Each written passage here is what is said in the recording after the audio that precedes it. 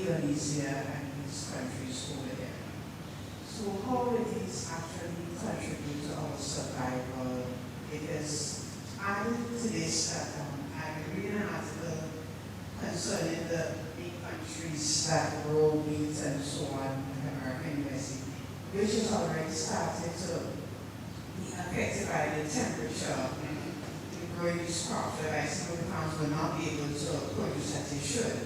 And basically, we in the Caribbean normally depend on the importation of certain products like wheat from these countries. So I want to know how this helps. So good.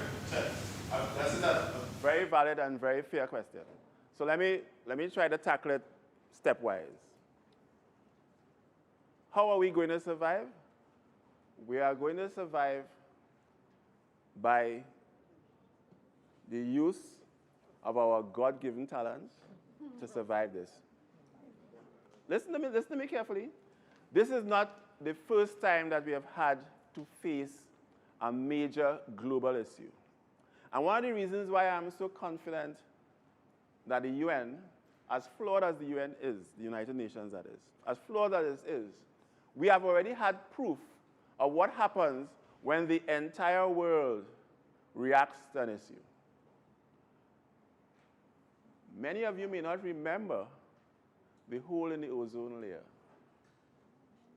See, you may have read about it somewhere and thing, right? But I mean, you know, fortunately or unfortunately, I was alive when that was a big thing. That exposed area in the stratosphere where the ozone was being depleted by our use, our human now, this is anthropogenic, this is caused by what we were doing. We were using a lot of these so-called CFCs, the chlorofluorocarbons, right? Without going into the chemistry of it, is a branch of chemicals that we use along with things like piperonyl butoxide for underarm sprays, for refrigerators, everything. I hope you're following me, right? You're right. So I'm just showing you why I have confidence, right? Because we have been down this road before. What it took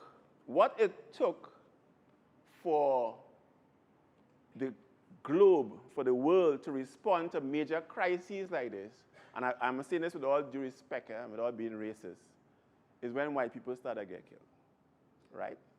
When something starts off as something that's just affecting the tropical world, people, you know, well, Ebola is down there, and nothing to do with we, you know. Once white people start dying, total attention becomes surrounded with it. When white people realize that, you see this ozone thing, the people with melanin are the ones who stand a much better chance. You understand? So our attitude could have well been, our meaning, we in the third world, could have well been, well, if I used to dead, you go dead. You follow? If it have a hole in the ozone layer and all this ultraviolet rays coming through, I have on my hazmat suit already, you know, right? I come down painting black already, so, you know, if I go dead, well, tough. But fortunately, it didn't get to that. It didn't get to that because of something called the Montreal Protocol, right? Now, you see how far back I'm going, I'm trying to show you that what happens when we, as a planet, realize we're under pressure, right? We know how to fix things, you know. Don't get me wrong, right? We know how to fix things.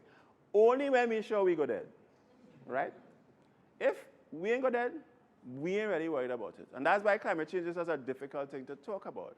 Because people don't just drop down dead from climate change like you drop down from COVID-19. You with me? Right? So, coming back to why I have confidence. So, cut a long story short, we got the Montreal Protocol organized, and when I realized we were safe is when I was still living in Trinidad at the time, take my car to this air conditioning guy. A little old East Indian fella who you would consider in Trinidad, we used to call them hammer and chisel mechanics. I mean, the mechanics, they have all the tools, you know. If they are the wrong size boat, they go take a hammer and chisel, and they go pong it and they'll fix it, you know, and they fix it. So he wasn't really at the top tier he didn't run a dealership. In other words, it wasn't as if I was driving my car into Anro, you know what I mean, to get it at a dealership to get it fixed, right? So this is a little East Indian fellow doing his air conditioning work. And that man gave me a lecture on why they don't use CFCs again as refrigerant. And I tell myself, if this little East Indian fellow, an old man, you know, who we didn't have internet savvy and thing in those days, but who wasn't really up to the times, if he could give me a lecture on why we no longer use free zone, whatever, Freon, somebody sharp. I hope you're in my age group too, right? I hope you only hear about that, right? But so he gave me this long lecture about why we don't use Freon and thing again, right? And I tell myself, I pinch myself, I say, be safe, man, be safe, be safe, be safe. Because there was a global reaction to it. So all the people who are accustomed using the spray and thing, and the underarm and ladies with the hair spray and thing, everybody realized that, you know, piperazine dioxide is a no-no. And like every crisis, listen to me carefully here, like every crisis, there was a way to make money off of it. Just like Clorox stocks are going up now during the COVID-19 issue, right? There's always, I mean, they said it during the Second World War, when there's blood in the streets, there's money to be made. Because during a war, until you could buy real estate like you're going out of style, right? if you already had the money and you had the long-term vision, I'm sure there are places in China now in Huawei province that you could go and buy land real cheap, right? Because people looking to leave, right? When people looking to leave, you're looking to buy. So I hope, I'm still with you, right? So I'm saying that that's where my confidence comes from, that we have handled this kind of thing before. And judging from Paris, judging from that meeting in Paris in 2015, COP21, I know that we're going to beat it. And why? Because people realize that they go dead, right? When I remember having an English friend give me a lecture